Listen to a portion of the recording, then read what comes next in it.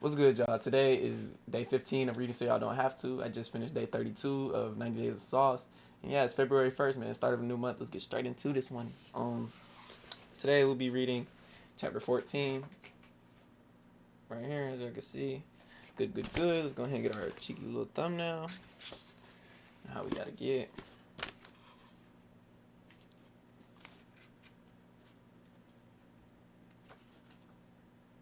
Alright, bet. We got a few thumbnails. Throw that up in there. Take the cover off.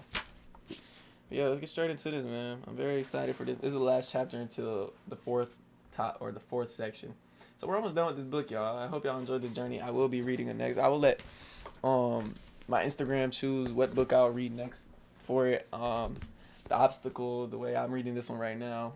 How Successful Think. I didn't really like this book. I think I'll read The Power of Your Subconscious Mind next, but there's some other books up there. I got. Let me see. I'll Teach You to Be Rich. This one is not really a book I'll read. This one is a really good book right here, and this one I have not read yet. This is one I'm reading after this right here, and there's some more books over there, and I have The Power of Your Subconscious Mind somewhere, but I like that book. That's probably going to be the book I read. But hold on, my dog's barking. But yeah, let's get straight into it. How to Make Good Habits Inevitable and Bad Habits Impossible. In the summer of 1830, Victor Hugo was facing an impossible deadline. 12 months earlier, the French author had promised his publisher a new book, but instead of writing, he spent that year pursuing other projects, entertaining guests, and delaying his work. Frustrated, Hugo's publisher responded by setting a deadline less than 6 months away. The book had to be finished by February 1831. Hugo concocted a strange plan to beat his procrastination. He collected all of his clothes and asked an assistant to lock them away in a large chest. He was left with nothing to wear except a large shawl. Lacking any suitable clothing to go outdoors, he remained in his study and wrote furiously during the fall and winter of 1830.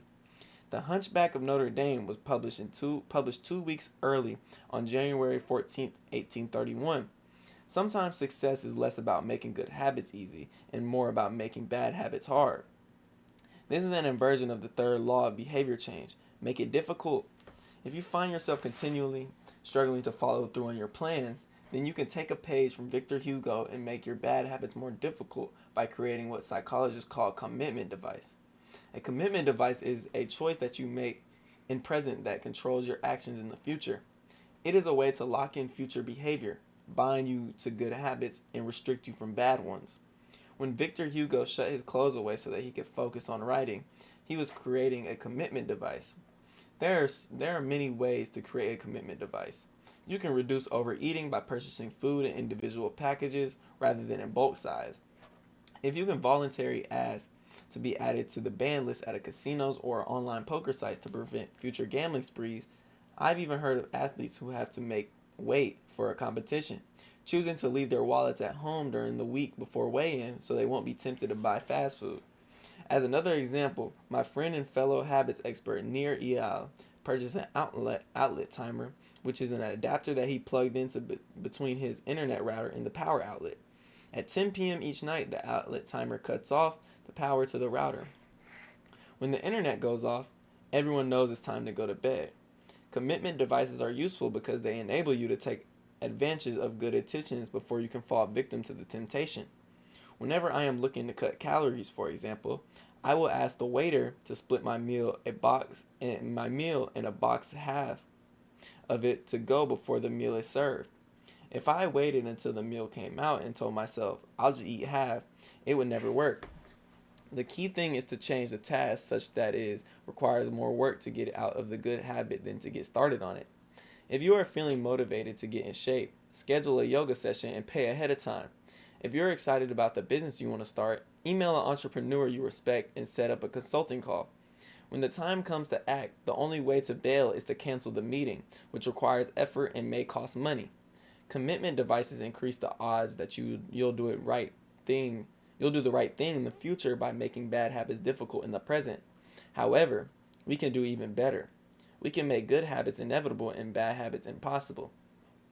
How to automate a habit and never think about it again. John Henry Patterson was born in Dayton, Ohio in 1844. He spent his childhood doing chores on the family farm, working shifts at his father's sawmill. After attending college at Dartmouth, Patterson returned to Ohio and opened a small supply store for coal miners. It seemed like a good opportunity. The store faced a little competition and enjoyed a steady stream of customers, but still struggled to make money. That was when Patterson discovered his employees were stealing from him. In the mid 1800s, employee theft was a common problem. Receipts were kept in an open drawer and could be easily altered or discarded. There were no video cameras to review the behavior and no software to track transactions. Unless you were willing to hover over your employees every minute of the day or to manage all transactions yourself, it was difficult to prevent theft. As Patterson mulled over his predicament, he came across an advertisement for a new invention called the Ritty Incorruptible Cashier. New invention. Designed by fellow Dayton resident James Ritty, it was the first cash register. The machine automatically locked the cash and receipts made inside after each transaction. Patterson bought two for $50 each. Employee theft at his store vanished overnight. In the next 6 months, Patterson's business went from losing money to making $5,000 in profit, the equivalent of more than $100,000 today. Patterson was so impressed with the machine that he changed businesses. He bought the rights to Ritty's invention and opened the National Cash Register Company. 10 years later, National Cash Register had over 1,000 employees and was on its way to becoming one of the most successful businesses of all time. The best way to break a bad habit is to make it impractical to do. Increase the friction until you don't even have the option to act. The brilliance of the cash register was that it automated ethical behavior by making stealing practically impossible. Rather than trying to change the employees, it made the preferred behavior automatic.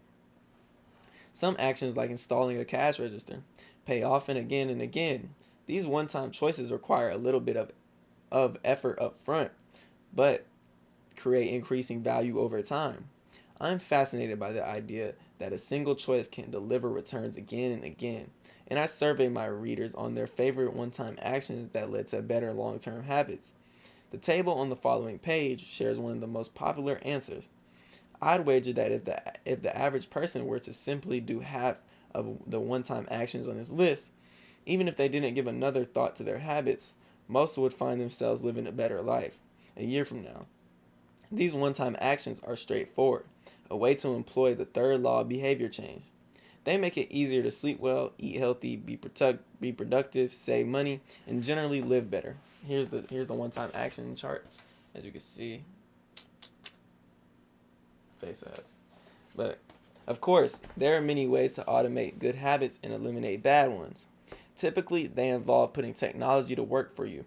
Technology can transform actions that were once hard, annoying, and complicated into behaviors that are easy, painless, and simple.